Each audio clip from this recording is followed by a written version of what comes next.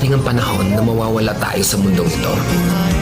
At kapag dumating ang panahon na yun, hindi mahalaga sa kung gaano karami ng pera ang naipon mo sa bangko. Hindi rin mahalaga sa kung gaano ka successful sa trabaho or sa business mo.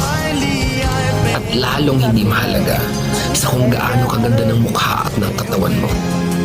Dahil ang mahalaga pagdating ng panahon na yun ay ang sagot sa tanong na naging masaya ka ba? Nagawa mo ba ang kagustuhan ng puso mo kahit pag-gaano ka malito sa mata ng mundo?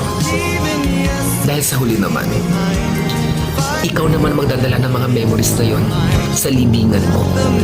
Hindi naman ang mga tao sa paligid mo.